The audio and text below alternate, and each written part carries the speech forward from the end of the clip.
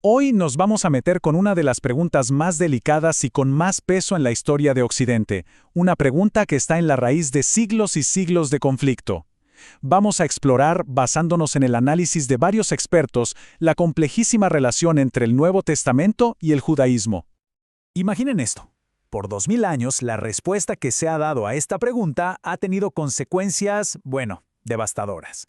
Para entenderla de verdad, es vital hacer una distinción que va a ser la guía de todo nuestro análisis. Tenemos que separar lo que probablemente fueron los hechos históricos de la historia teológica que los evangelios querían contar. Bien, empecemos. Y sí, es una pregunta peligrosa, porque justamente de las narrativas de la pasión del Nuevo Testamento nació una acusación contra el pueblo judío que ha retumbado de forma muy dolorosa a lo largo de la historia.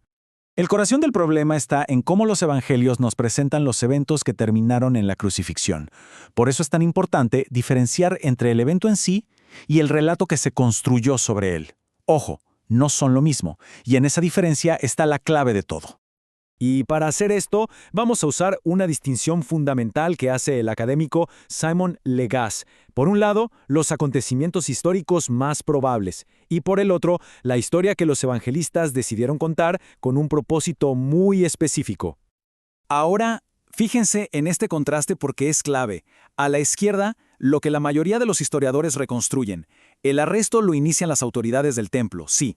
Pero el juicio, la sentencia y la ejecución fueron actos puramente romanos.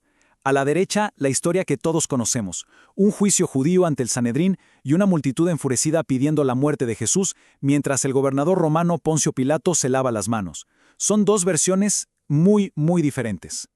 Entonces, el punto crucial, según el consenso de los historiadores, es este. La iniciativa del arresto vino de la aristocracia sacerdotal de Jerusalén. ¿Y por qué? Bueno, por puro miedo político.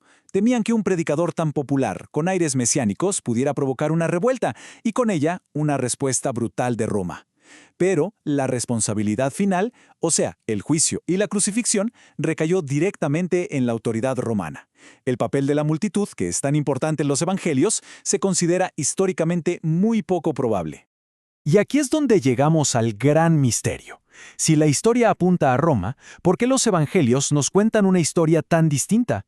¿Qué buscaban con eso? Esta pregunta nos obliga a entender qué tipo de textos son realmente los evangelios y con qué intención se escribieron. A ver, los evangelios no se escribieron como si fueran crónicas de un periódico. Pertenecen a un género que podríamos llamar teología apologética. ¿Qué significa eso?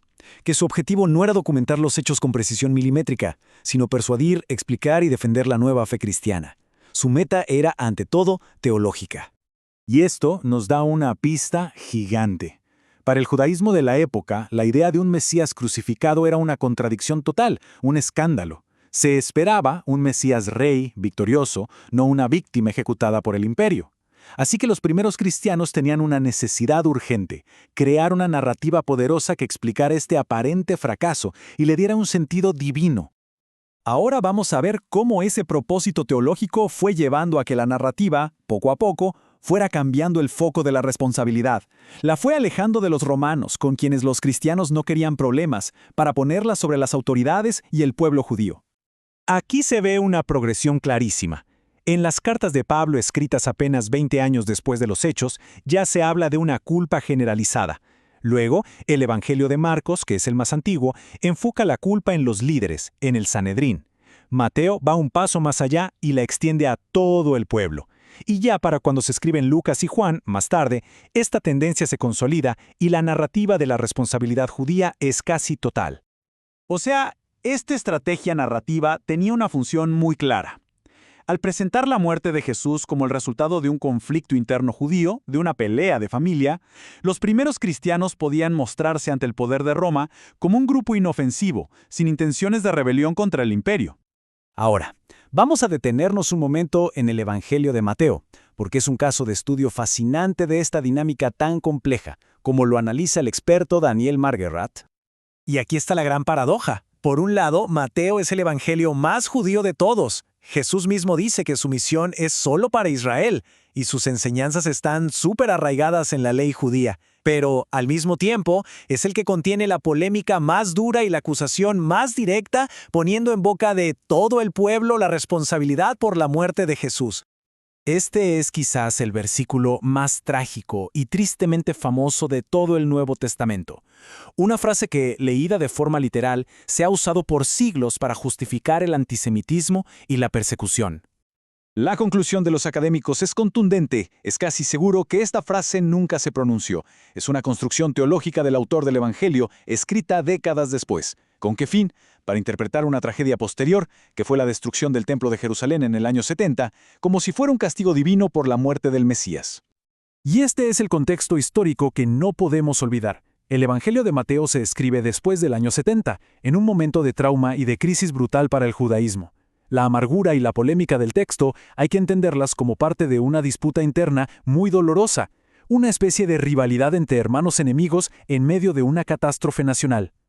Y con todo esto, llegamos a las consecuencias, al impacto real de interpretar estos textos teológicos como si fueran un reportaje de noticias al pie de la letra.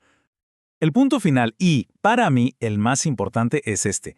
El peligro no está en los textos en sí mismos, sino en una forma de leerlos que ignora su contexto, su género literario y su propósito original. Una lectura literalista, sin perspectiva histórica, es la que ha demostrado ser un arma muy peligrosa. Hay una cita del material que hemos analizado que lo resume todo. La polémica de la época fue tan fuerte que llegó a modificar la presentación de los hechos para que sirvieran a un fin teológico. Ignorar esto, hacer lo que el autor llama una lectura ingenua, ha sido y sigue siendo muy peligroso. Y con esto cerramos. La pregunta que queda en el aire es fundamental.